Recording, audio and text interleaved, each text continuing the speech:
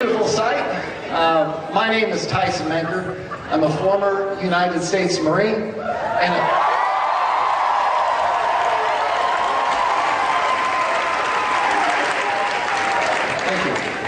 and a former combat veteran of the Iraq War.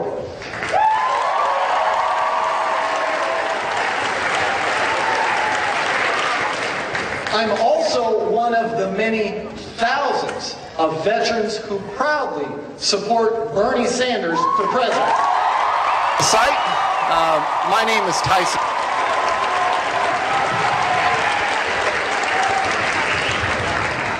As a matter of fact, there are a number of veterans in the audience today who traveled long distances to be here. Would you join me in giving them a round of applause, please?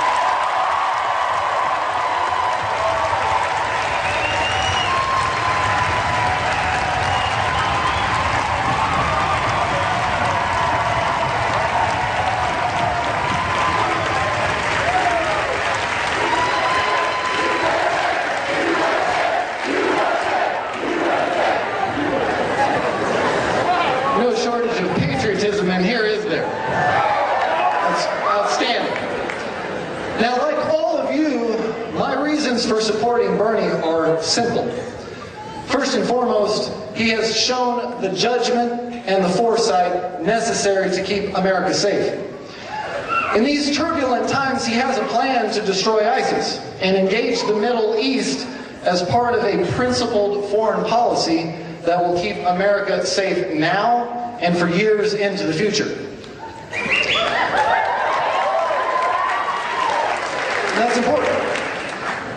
Unlike his opponent, in 2002, Senator Sanders got the Iraq war vote right.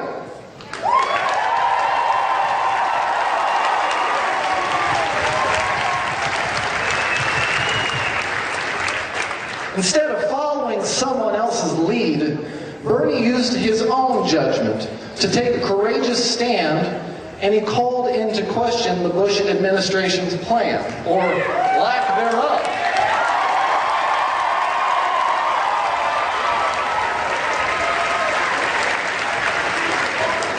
Bernie questioned the accuracy of Bush's military intelligence, and he predicted the disastrous consequences that we're still dealing with to this day. I often wonder what the world would be like today if there were more Bernie Sanderses and more Tulsi Gabbards to prevent that horrible decision.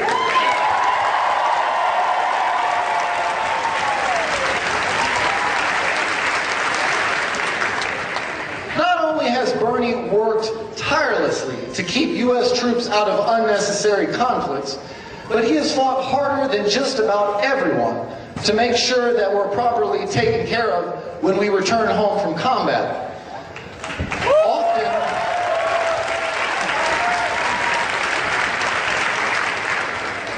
Often, Senator Sanders reminds his colleagues, if you can't afford to take care of veterans, then don't go to war.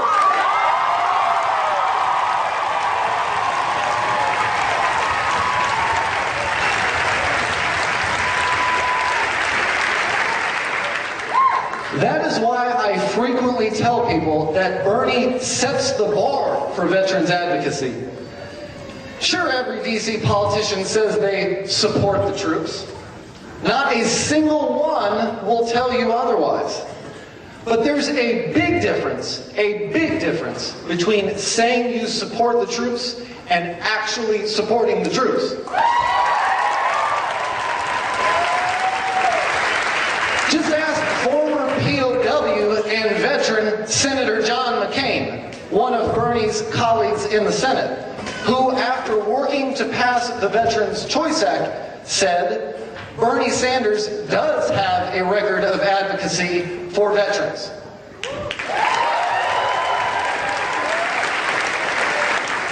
Senator Sanders believes that just as planes and tanks and guns are a cost of war, so is taking care of the men and women who are sent off to fight war. As the former chairman and a current member of the Senate Veterans Affairs Committee, one of Senator Sanders' highest priorities in Congress has been ensuring that veterans like myself receive the care and benefits that they have earned. Instead of cutting benefits for men and women who have served our country, the most profitable corporations and the wealthiest among us need to pay their fair share.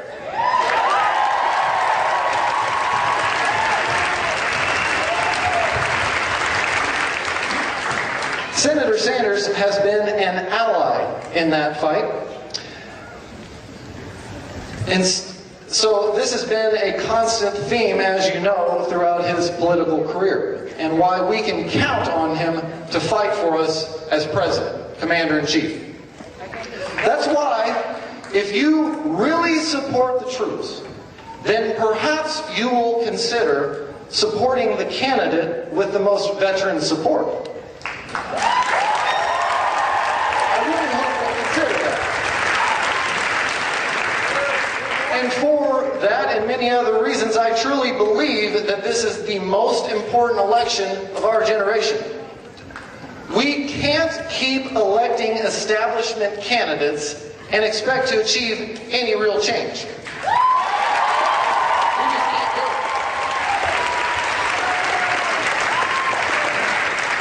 That is why we need Bernie, because Senator Sanders has the passion, the experience, and the judgment necessary to be Commander-in-Chief. And I hope next Tuesday you will join me in voting for Bernie Sanders.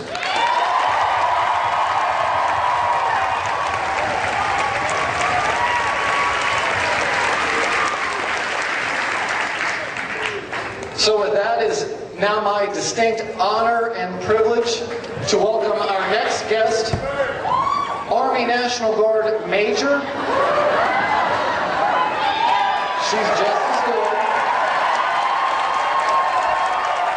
And Congresswoman Tulsi Gabbard.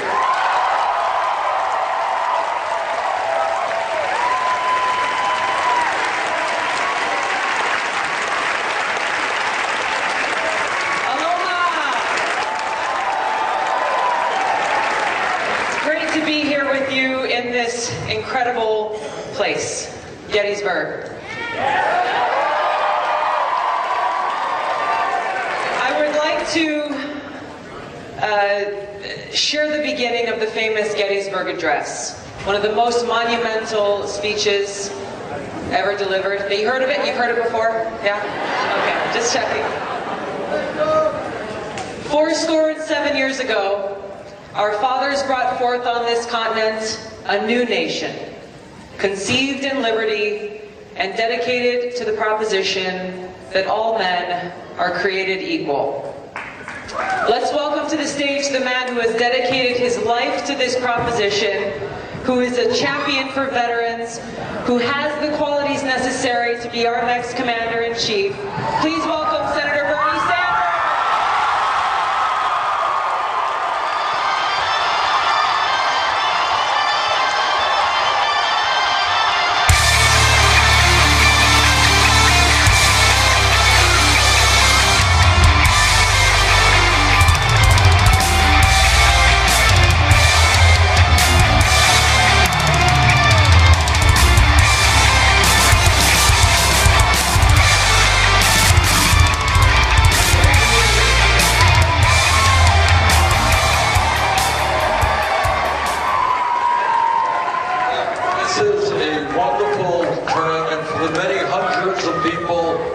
Who are in the overflow room, thank you for being here as well.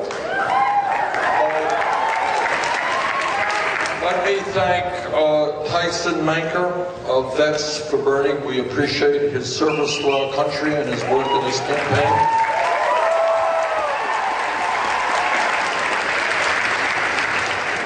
And let me thank Congresswoman Tulsi Gabbard also for her service to our country.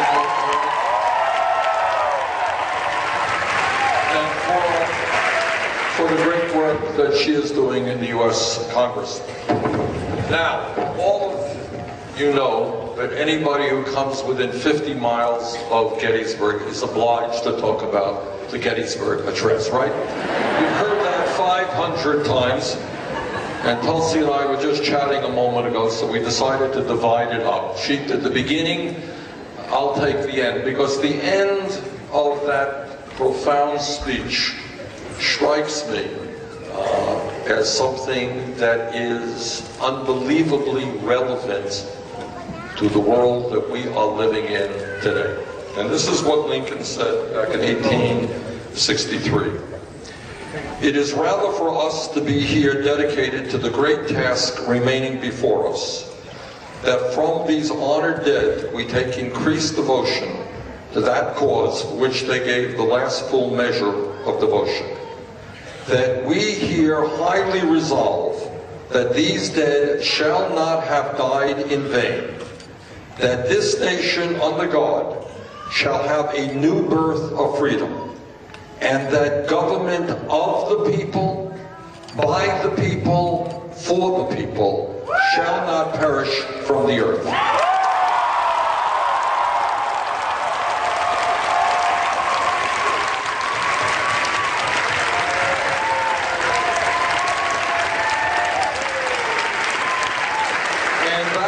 Those remarks in 1863, boy, are they relevant for us at this moment in history. So I want everybody to think this through for a second. Government of the people, by the people, and for the people. Well, I think that we are in danger of losing all of that unless we stand up right now and demand a government that represents all of us and not just the 1%.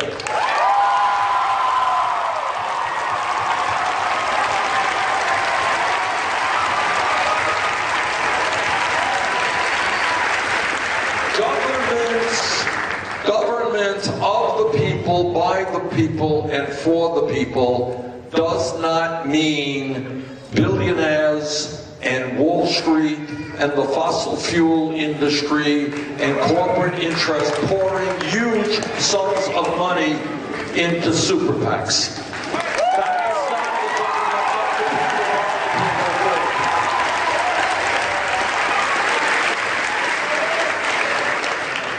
Government of the people, by the people, and for the people is not when Congress gives hundreds of billions of dollars in tax breaks to the wealthiest 1 or 2%, and then says we do not have enough money to adequately fund the Veterans Administration or education in this country.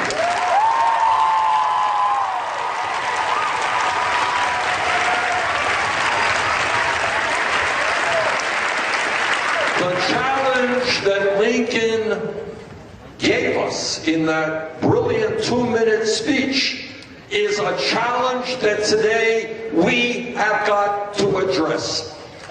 And what that means is that we have got to end a corrupt campaign finance system which allows the big money interest to buy our government.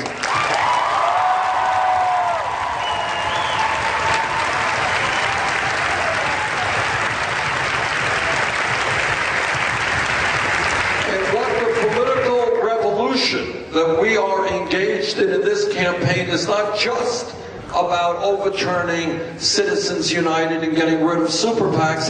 It is revitalizing American democracy. It is about you all and everybody else in this country understanding that in a democracy you are enormously powerful people if you choose to use that power.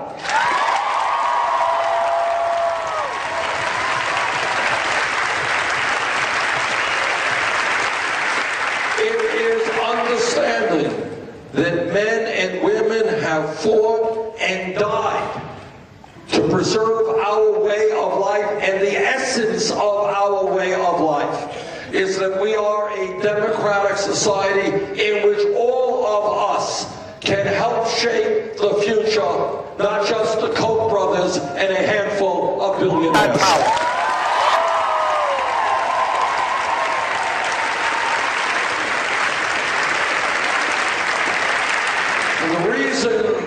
understanding all of the that men expectations. When we began this campaign almost a year ago, we were 60, 65 points behind Secretary Clinton. Few polls have come out in the last week or two actually have us ahead or a point or two behind.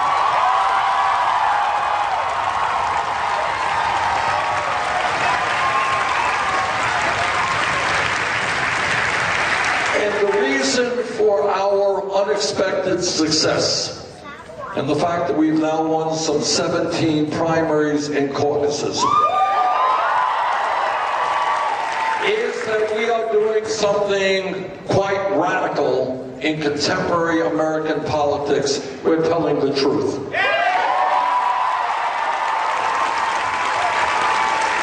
And you know what? The truth, whether it is in our personal lives or in our political life as a nation, truth is not always pleasant. It's not always easy to deal with. But we do not go forward as individuals, we do not go forward as a nation unless we have the courage to address truth. And here are some of the truths that this campaign is not going to sweep under the rug. Truth one, we do have a corrupt campaign finance system undermining American democracy. Truth two, we have a rigged economy. And what that means is that in America, we should not have the kind of grotesque inequality in this country in terms of distribution of wealth and income that we have right now.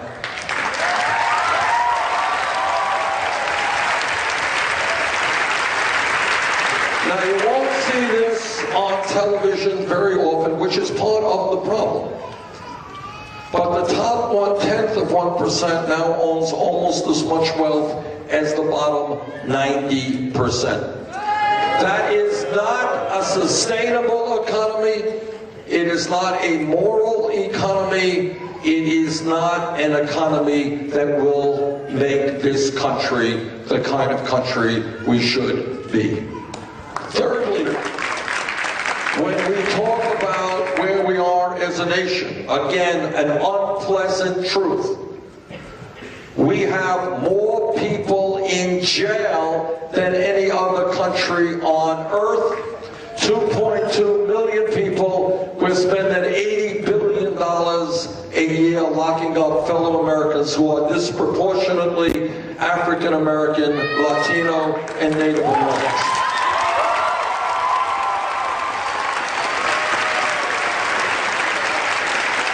That is a truth we have to deal with.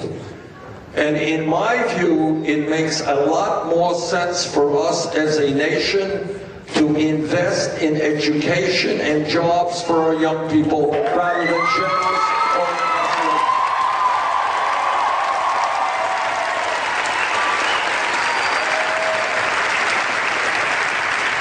And here is another truth, that at our great peril, if we ignore it, climate change is real. It is caused by human activity, and it is already causing devastating harm in our country and around the world. If we ignore that reality, as my Republican colleagues and Congresswoman Gabbard's Republican colleagues are doing right now, what they are saying is the planet that your children and your grandchildren will have is a planet that will be increasingly uninhabitable and increasingly unhealthy. And we have a moral responsibility to stand up to the fossil fuel industry and tell them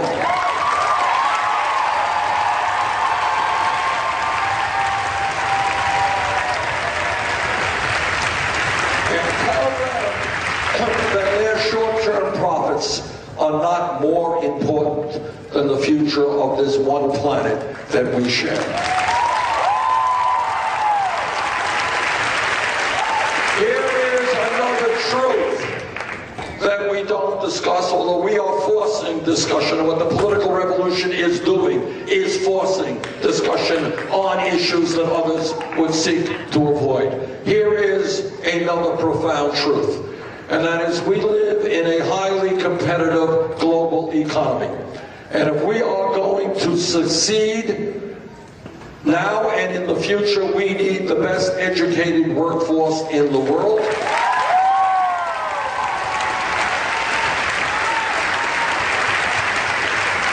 We have millions of Americans today being crushed by outrageously high levels of student debt.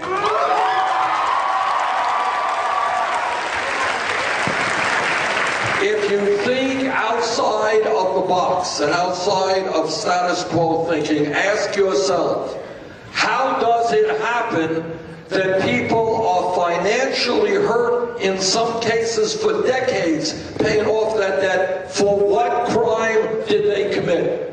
They wanted to get an education. That is not a crime. They should be rewarded for that, not punished.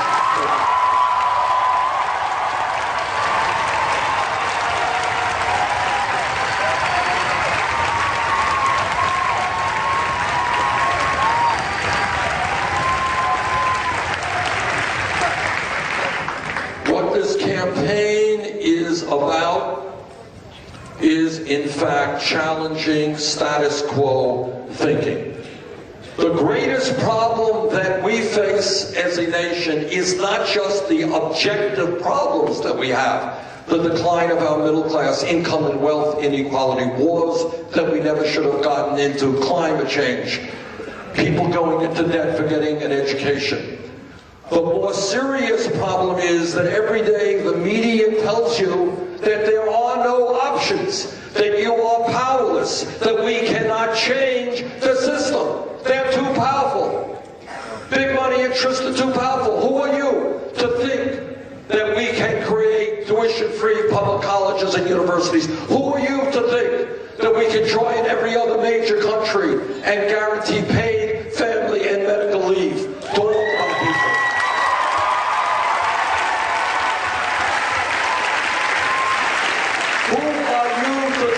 We can change national priorities and demand that wealthy, large, profitable corporations start paying their fair share of taxes.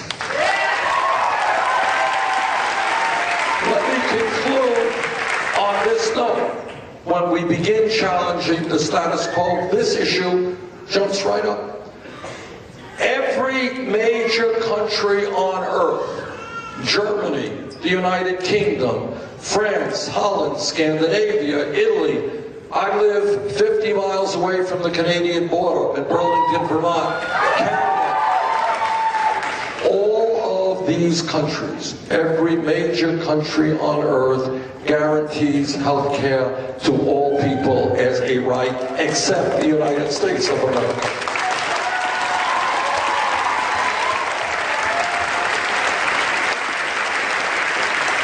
Don't tell me that this great country cannot do what every other country on earth does and make sure that every man, woman, and child in this country has quality, cost-effective health care as a right of citizenship. Of course we can.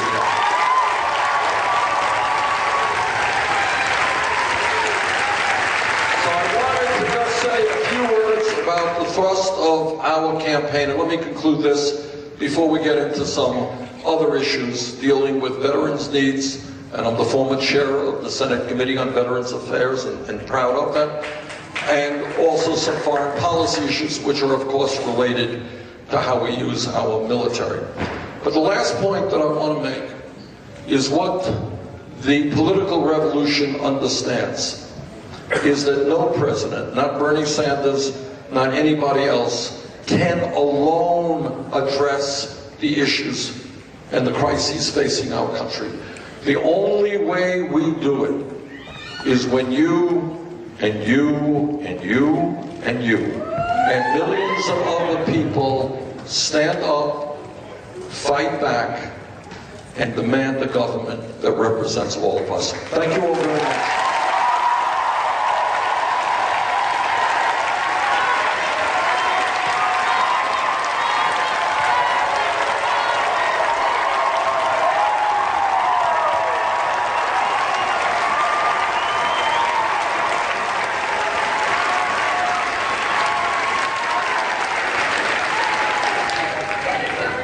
you, everyone, again for being here. As Senator Sanders said, we're going to have a little discussion built around some questions that we've gathered in advance from members in the audience, as well as some of these other issues related specifically to our veterans.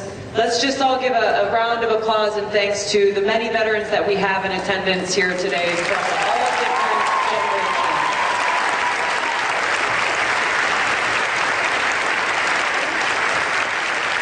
Thank you for your service and all that you've sacrificed.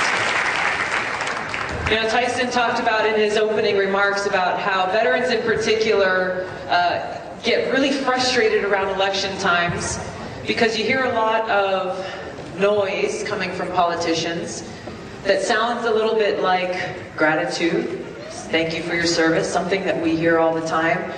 But when it comes to action, and when it comes to taking the tough steps and making the hard decisions and actually showing that gratitude by actually taking care of our veterans, that's where we continue to see challenges.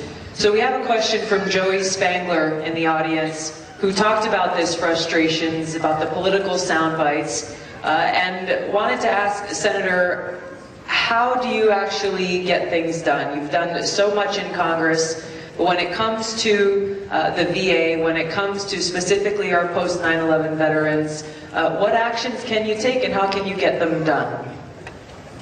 You get things done, and I'm sure that the Congresswoman knows that because she's an outstanding member of Congress. You get things done essentially in two ways, politically. Way number one is where you have common ground with people who might ordinarily disagree with you. You reach out and you say, okay, look, I can't get it all, you can't get it all, let's see what we can do together. And both walk away from this thing feeling pretty good. When I was in the House, in fact, there were years, many years, where I got more amendments passed on the floor of the House than any other member, because I reached out on issue after issue to the Republicans and were able to pass a whole lot of amendments. Recently, as chairman of the Senate Committee on Veterans Affairs, what I did, and this is the way I think legislation should be written, I sat down with all of the veterans organizations, virtually all. That's the American Legion, the VFW, the DAV, the Vietnam vets, all of the veterans organizations. I said, okay, what are the issues on your mind? What do you see as the needs of the veterans community? And we did a whole lot of talking, and we prioritized. And we ended up coming up with a piece of legislation that the VFW wrote was the most comprehensive piece of veterans legislation in the modern history of the United States of America. And I was very proud of that. It dealt with health care needs. It dealt with making sure that veterans got the benefits they needed in a timely manner. It dealt with educational needs. It dealt with Gold Star families' needs. It was a fairly comprehensive piece, expanding VA care, etc. I was very disappointed that when that bill came to the floor, with the support of all, or virtually all of the veterans organizations, we were only able to get 2 Republicans in the Senate to support it. So we ended up with, I think, 57 votes. We needed 60 to keep it moving. And that was a real disappointment to me and to the veterans community.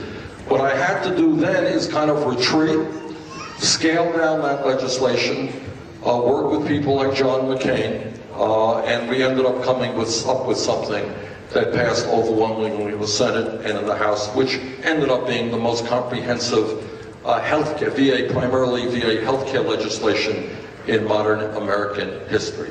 So to get things done, the first thing you gotta know is, what do you want to get done? Getting things done for the sake of getting things done, not necessarily the right thing, is a bad idea. But in this case, you reach out to the constituencies who knew something about the needs of veterans. Second of all, and maybe more significantly, and that is, you have to rally the American people. Everything that we are fighting for in this campaign, whether it is the needs of our veterans or the needs of our senior citizens or wherever it may be, all of these ideas, without exception, are supported by the vast majority of the American people. They're not radical ideas.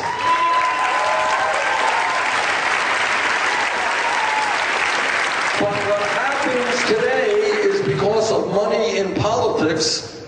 Most members of Congress are much more interested in pleasing their campaign contributors than they are in addressing the needs of their constituents.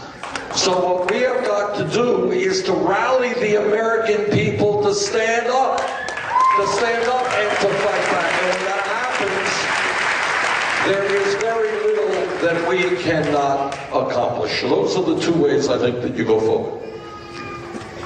One of those issues, Senator, that I know you've heard from veterans on, and that I've heard from many of my brothers and sisters who've worn the uniform from across the country, that has impacted our military families, our veteran families, has been the challenge of post-traumatic stress.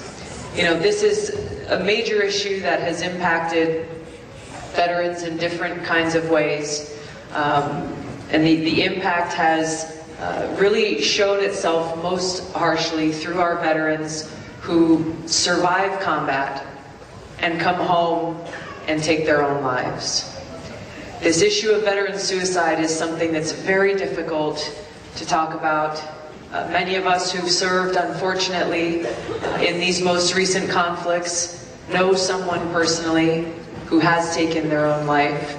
Yet this is an issue that remains in the shadows, with an average of 22 veterans in our country every single day taking their own lives. This is a tough issue, Senator, but as President, how would you help to bring this issue out of the shadows and really into the forefront of our communities and our country? Thank you, Tulsi. Tulsi raises a very profound issue, which can be subsumed under the title, The Real Costs of War. And let me tell you what I learned as the chairman of the Veterans Committee. The vast majority of the American people do not know, have no clue about the real cost of war. So when you hear some politician getting up there telling the world how tough he is, how quickly he is prepared to send troops to this part of the world or that part of the world, understand, number one, it's not going to be his kids who are going off to that war.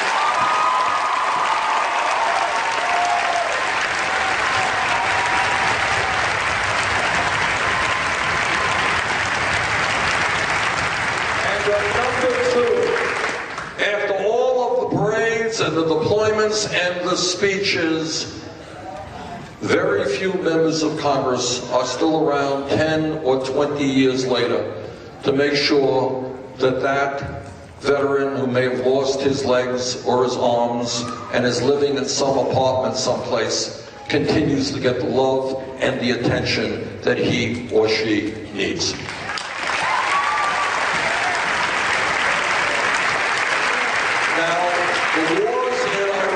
Afghanistan have cost us almost 7,000 brave men and women, and I know we have at least one Gold Star mother here today. But the cost of those wars, as Tulsi was just reminding us, goes well beyond those who never came home. We are talking about hundreds of thousands of men and women who went off to war, who came home not only without legs or sight or hearing, but came home with a very, very difficult, debilitating set of issues, either PTSD, post-traumatic stress, or traumatic brain injury. Many of the men and women who served in Iraq and Afghanistan were exposed to the IEDs, to these bombs. And you may not have been killed, maybe you were knocked to the ground, but you go through that time and time again, it does something. And by the way, the National Football League is learning this lesson right now, that brain injury, the constant battering that the ball players face, very similar to what the men and women in the military face when these bombs are going off. Turns out that hundreds of thousands came home with post-traumatic stress disorder, being in combat, seeing the guy next to them having his head blown off, or in fact taking a life, doing things which human beings do not normally or naturally do. And this stays with you for your whole life. I will never forget, 25 years ago, we did a veterans meeting in Randolph, Vermont. 25 years ago. We had a bunch of veterans and their wives or girlfriends sitting around a table. And a woman gets up and she says her husband served in World War II, still has nightmares of hand-to-hand combat that he experienced in World War II. Years, decades after he came home, still has nightmares. In fact, can't remember who said it, she was almost strangled by her husband, woke up in the middle of the night and thought that he was under attack. Those things never leave. And it is not an easy illness to deal with, no question about that. But we have the moral obligation to provide the resources we need, and we're making some gains. We are learning about how to better deal with this issue. But we have got to stay with our veterans, have the resources available, and make sure that they get all of the treatment they need. And let me just conclude by saying this. If you think that PTSD or TBI or loss of legs or the issues that people come home with from war only affects the warrior, you will be sorely, sorely, and painfully ignorant of the reality of what's happening. Because often as not, there are family. There's a wife back home, there's a kid back home. And if a veteran is unable to go out and get a job because of PTSD, it impacts his marriage, her marriage, impacts the lives of the children. So this is beyond just the warrior himself or herself. And if we are, I think it was said earlier, and I've said this on the floor of the Senate many, many times, if we don't have the resources or the inclination to stand with our veterans when they come home, then we will never and should never send them off in the first place.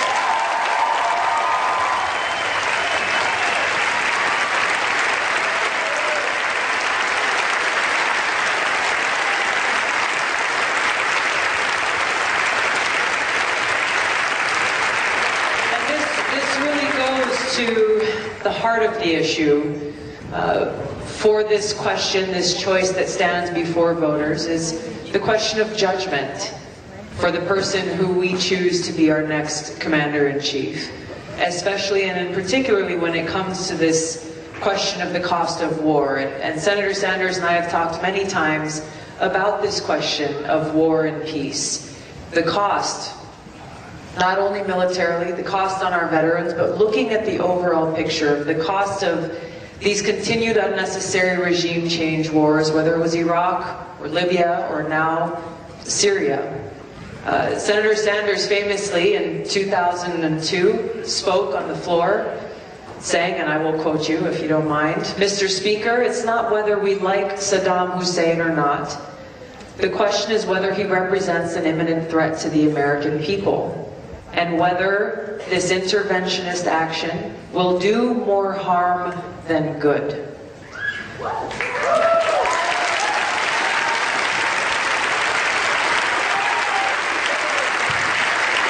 So it's important for us to remember and recognize while he spoke those words in 2002, they are as relevant for us today as a nation as they were back then.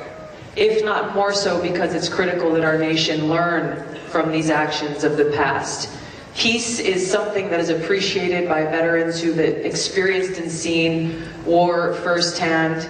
Senator, would you share with us about your approach to foreign policy as a nation, when you believe it may be time for war and other times when you believe we must choose peace?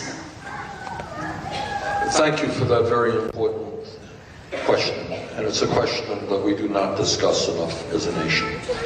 And the reason for that, it is very easy for politicians to give a passionate speech talking about the ugliness of a dictator in this part of the world or that part of the world. Saddam Hussein, make no mistake about it, was a brutal thug who killed and tortured God knows how many people in Iraq. Gaddafi of Libya, equally vulgar dictator. Assad in Syria today used chemical weapons against his own people. I mean, what could be worse than that? But the issue of foreign policy is not simply saying that this dictator is a terrible person. It is thinking it through and asking a very simple question: what happens the day after that dictator is gone?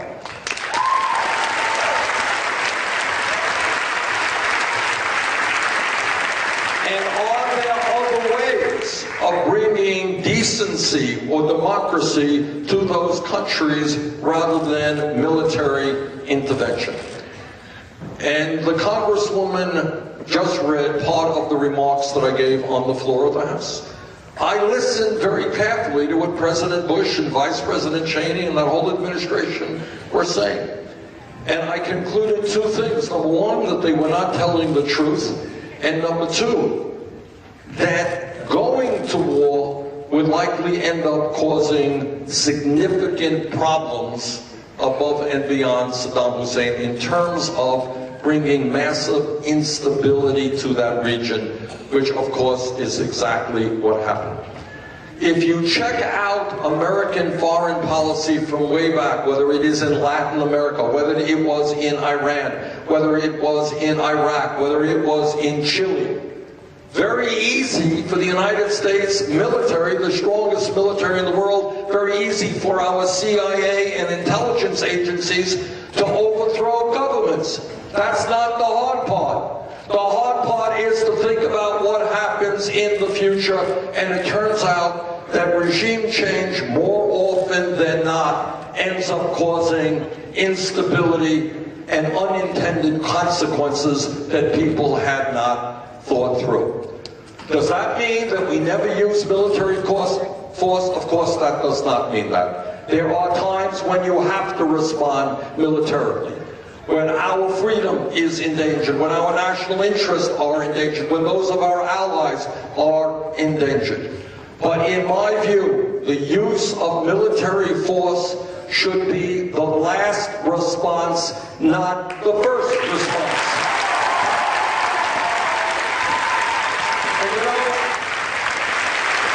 And this gets back to politics, it gets back to media and everything else. It is very easy for George W. Bush to show how tough he was. Boy, he was a tough guy. But the consequences of that war have been obviously terrible. And I get upset that President Obama, who has tried not to get us involved, tried to get our troops home, gets criticized because he is quote-unquote weak. That is nonsense.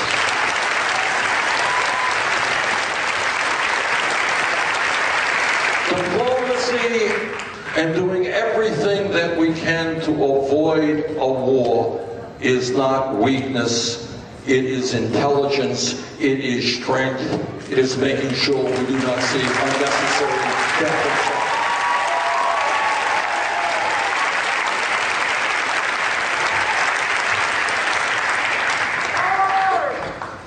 We've got a question from Trevor Thomas from the audience, who's concerned about the future of the GI Bill.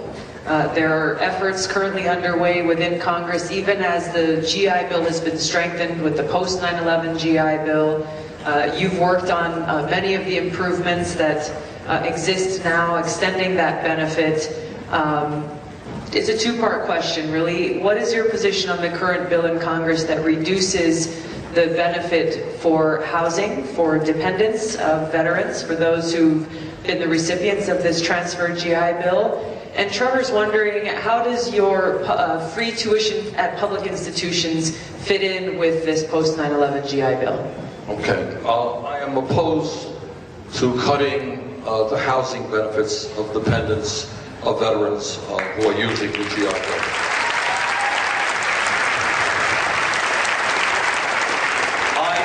Strongly supportive, and in the original legislation that we brought to the Senate floor, of expanding the caregivers program. All right, but it should not be paid for by reducing other benefits that veterans have earned. Now, the Caregivers Program is a very important program, which I wanted to see funded for all generations of veterans. Very important issue that does not get discussed enough. And what it is, you came home from Korea, you came home from Vietnam, and you were wounded in body or in spirit. Somebody is taking care of you. Often that is your wife, your sister, a family member. That wife, that sister, that family member who is taking care of you today gets virtually no support at all. And we don't know this, but God knows how many thousands of people, mostly women, have devoted their lives to the care of a veteran who was injured in one or another war. And those caregivers, mostly women, deserve our support. But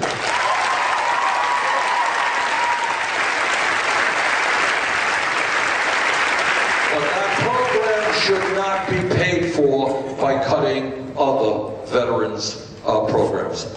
Okay, the second part of the question was? About your plan for public institutions to provide free tuition and how that goes with this post-9/11 GI Bill. Okay, well, it runs complementary to the post-9/11. With the post-9/11 GI Bill, and Jim Webb of Virginia did a great job on that, and I worked with Jim. What that built on was one of the most important pieces of legislation ever passed by the United States Congress. And it tells you what we can do when we are prepared to do the right thing. Toward the end of World War II, I think it was 43, 44, Congress started to think, and they said, okay, we're going to win this war, and then we're going to have millions of soldiers coming back into the United States. But before the war, there was a massive depression, very high rates of unemployment. So what's going to happen with all these guys now coming back, looking for work, many of them working class people without sufficient job training? What happens to our economy? And what they said is, we are going to pass a revolutionary piece of veterans education. What we are going to say is thank you to all of those millions of men and women under arms who served in World War II, and when you come back, you are going to get the education you need to make it into the middle class. And that piece of education, that legislation, many people, economists will tell you that between 1945 or 1947 and 1973 was one of the great economic expansions in the history of the United States. Poverty went down, the middle class expanded, the wealthy did well as well. Everybody did well. And one of the reasons for that is we had an entire generation of young people who were able to get a free college education, go to graduate school, become business people, doctors, whatever.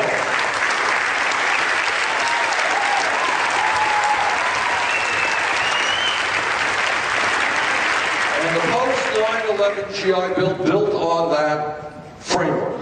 And I strongly supported it. It was an excellent idea, and it is doing a lot of good. Needs some tinkering around the edges, but it is doing a lot of good.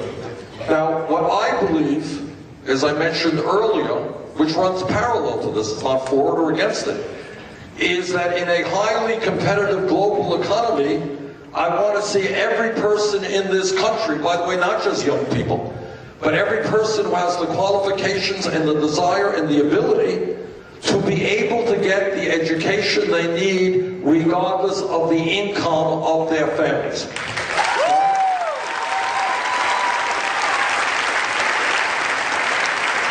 You know, my parents never went to college. My parents did not have a whole lot of money, never went to college.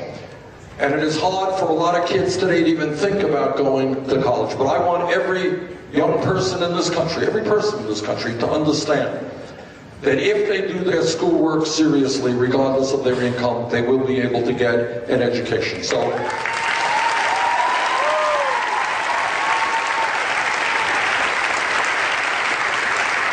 thank you, Senator.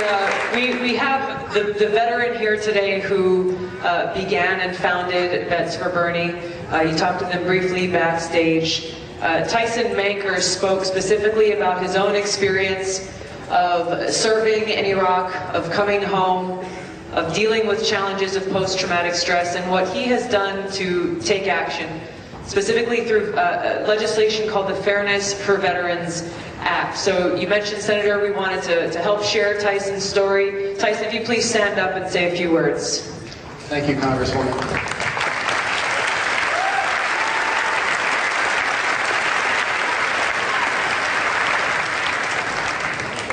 As has been mentioned, it's a very true cost of war when you see your friend's head explode in front of you, when you have to pull the trigger a number of times, when you're 20 years old, 21 years old.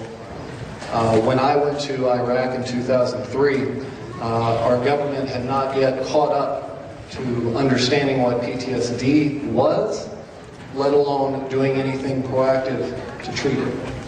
And as a result, I am one of the 13% of all service members since 2001 that were booted from the service without a dime in benefits. I came home after serving over 3.5 years of service. I came back to a Red Cross message, found that my parents had separated. My world was spiraling out of control, and when I went on leave, I smoked a joint with a couple of my fellow Marines.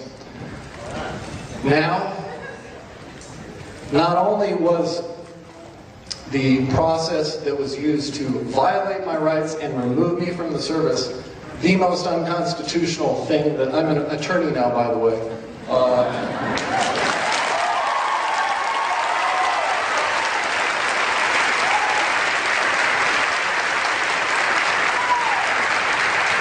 I will tell you that the first few years were extremely rocky. I considered taking my own life numerous times.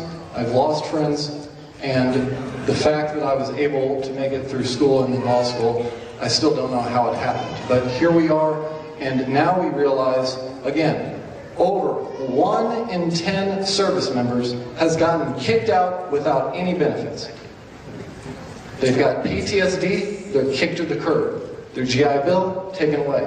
VA benefits for life, taken away. So I am so thankful the last 13 years of my life to find that Congresswoman Gabbard has sponsored a piece of legislation called the Fairness for Vets Act. And what that would do is enable veterans like me who do not have honorable discharges, who are not considered a veteran by the country that they served. I can go to the Discharge Review Board and show them my PTSD at the time of my discharge and receive my honorable discharge.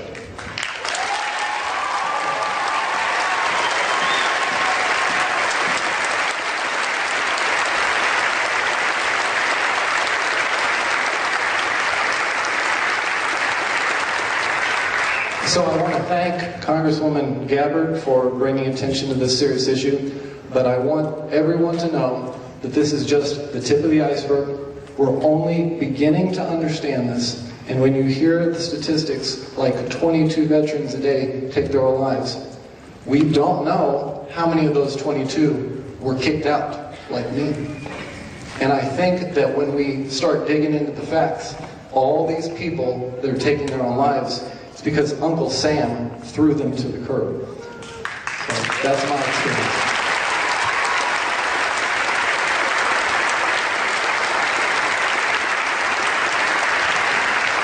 Thank you, Tyson. I know you have shared your story with Senator Sanders. I don't know if you'd like to say a few words on how you plan to take this up. Absolutely.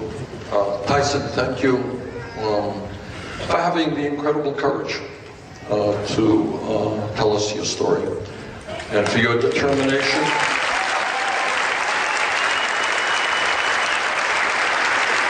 Your determination to make certain that what has happened to you and to many other men and women in the armed forces ends.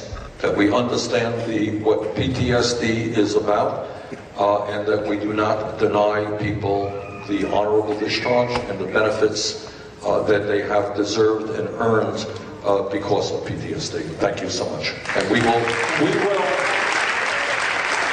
if elected president, this is an issue that will be very high up on our list of priorities.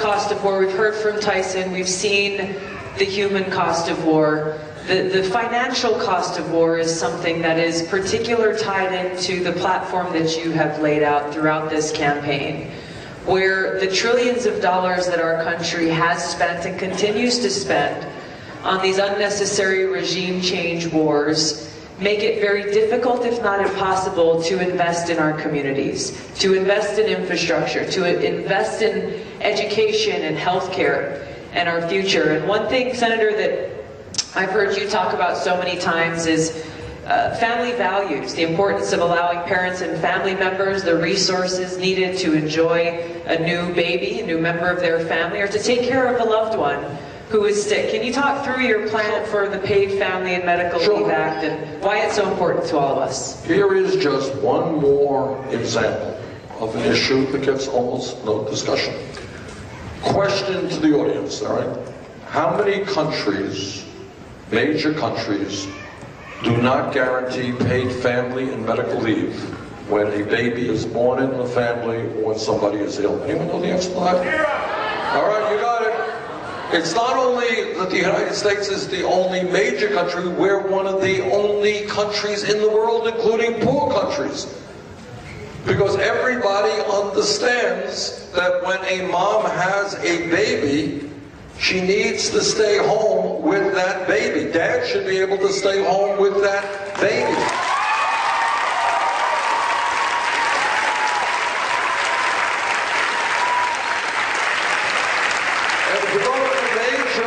Countries in the world, they all have it a little bit differently. Some have it for a year at 50% of income, some have it shorter at a higher percentage of income. We don't have anything. We don't have any paid family and medical leave. So there is legislation right now in the Congress to provide 3 months of paid family and medical leave. And if elected president, we will pass that legislation.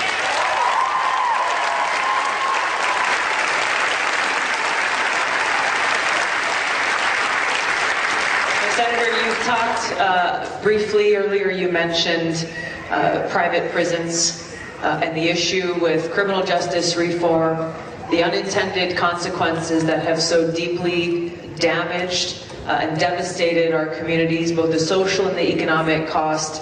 Can you talk about your plan to end the for-profit prison industry and ensure that our minority communities are no longer so disproportionately impacted by the laws of our nation? I was just, thanks Tulsi for that question, I was just in Philadelphia early this morning and talked to some people. Do you know what youth unemployment is in neighborhoods in Philadelphia?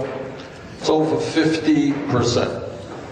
50% the young people in Philadelphia, and that's not, Philadelphia is not the only city which sees that kinds of outrageously high levels of youth unemployment. Now you think about it for 1 second. If you are a young person and you graduate high school and you go out and you're trying to become independent, you're looking for a job. And you go out, sorry, no job, no job, no job, no job. You do it after a year, you do it after 2 years, then what happens? You need income, you need some money, and you may very well get into trouble. If anyone here thinks there is not a direct correlation between 50% youth unemployment in African American or Latino communities and the high rates of incarceration in this country, you are terribly mistaken. And that is why we are going, and that is why it makes a lot more sense to invest in education and jobs than jails and incarceration. Second of all, our goal is to lower the number of people who are in jail. That means jobs, education, and all the things that we can do to see that people do not get into trouble. It is absurd to have jails and detention centers run by private corporations who have the perverse incentive to lock more people up. More people will get in jail, more money we make. And in fact, if I am not mistaken, somebody correct me if I'm wrong, I think there was a situation in Pennsylvania, was there not, where some judge, I mean, where a judge was being bribed to send kids to jail so the private company can make more money. How pathetic is that? All right, but we have got to get private entities, private corporations out of making money by incarcerating fellow Americans. That's for sure.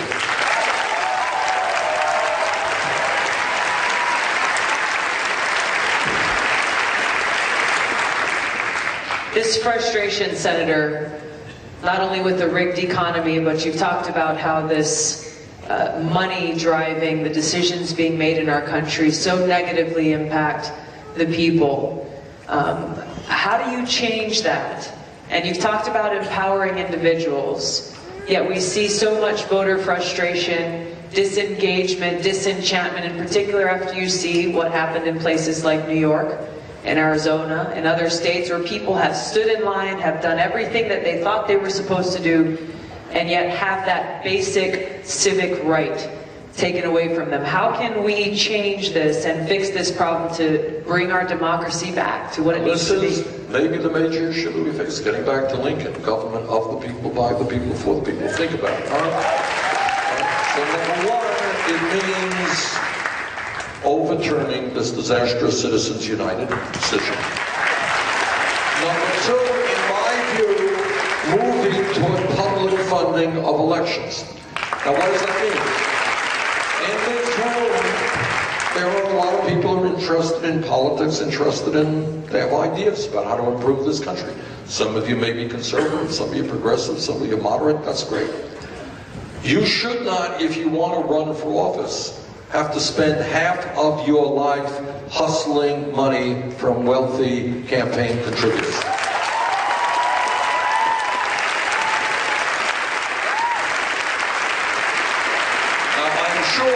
The Congresswoman who will tell you what I will tell you is that members of the House, members of the Senate spend far more time than you would believe simply what we call dialing for dollars. You know what that means? Is the Democratic Party or the Republican Party gives you a list, all right, of potential donors, and you get on the phone and you say, hi, I'm Senator da-da-da-da. I'd love to have your support. You think you can send me a check for $1,000? People spend hour after hour after hour. People go traveling all over the country, get on planes, go to California to hustle money. Now, not only is that time diverted from what they should be dealing with, which are the crises facing this country, no person is compartmentalized enough to be able to separate spending half your life raising money and then focusing on the real issues facing the American people. It is an awful way to run a democracy, and it is costing us very, very dearly. So, overturn Citizens United, move to public funding of elections. That is the other issue. And that is right now in New York State, just the other day, 3 million people in New York State could not participate in the primary election because they registered themselves as independents, not Democrats, not Republicans. That is absurd.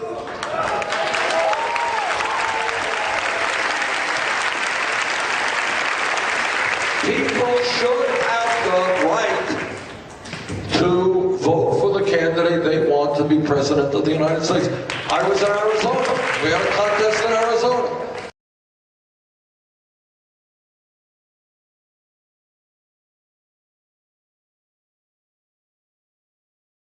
A woman who was a supporter of ours was online in Arizona for the primary there for 5 hours before she could cast her vote. 5 hours. How many tens of thousands of people just gave up and walked away? We will never know. Who are they going to vote for? We will never know. All right, so we need to revitalize American democracy. That means overturning Citizens United, get big money out of politics. It also means doing something pretty simple. Right now, it's not just New York State. You have Republican governors all over this country who are working overtime, trying to suppress the vote, making it harder for poor people, old people, people of color to participate. What we have got to do is do what many other countries around the world do, and that is to say, if you are 18 years of age and a citizen of our country, you are registered to vote automatically in the district.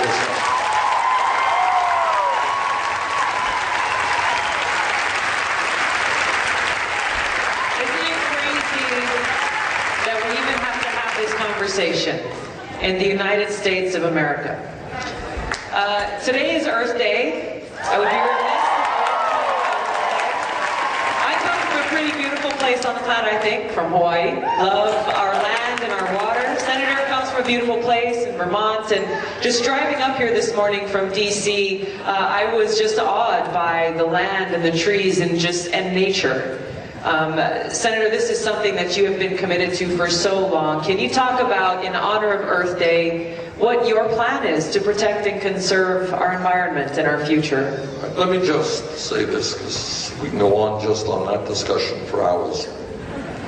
But here is the scary truth. I want everybody to hear it. I'm a member of the Senate Committee on the Environment. I've talked to scientists all over our country and all over the world. What they tell us is if we do not get our act together boldly, and by that it means breaking our dependence on fossil fuel, moving to energy efficiency, moving to sustainable energy, the planet we're going to be leaving our children will not be in very good shape. What we are talking about is more and more drought, more flooding, more extreme weather disturbances, more acidification of the ocean. By the way, we are destroying our oceans and the life in the oceans. It means more rising sea levels, which will flood coastal areas all over the world. It means, getting back to the issue of war and peace, more international conflict, because people will not have the water or the land they need to grow their crops. And then people will migrate and get into conflict with other people. Climate change is a global crisis. And we have got to move aggressively. We cannot do it alone. It means working with China. China's pollution is unbelievable. Working with India, similar problems. Working with Russia, working with countries all over the world. And the goal is pretty simple and obvious. Move away from coal, oil, gas, move to energy efficiency, rebuild our transportation system.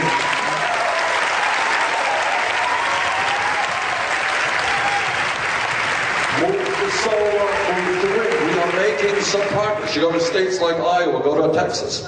40% of the electricity in Iowa now comes from wind. We can do better.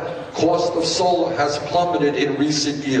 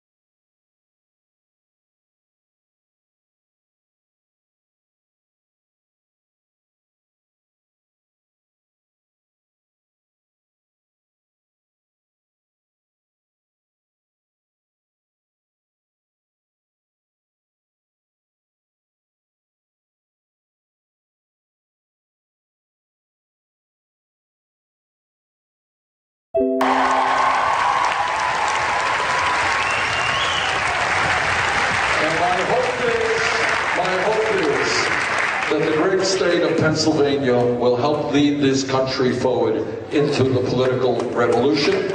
Thank you all very much, Congresswoman. Thank you.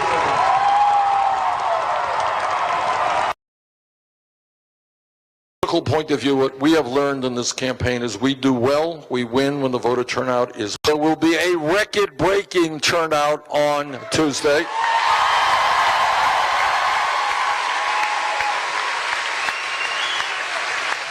And my hope is that the great state of Pennsylvania will help lead this country forward into the political revolution. Thank you all very much. Congresswoman, thank you so much.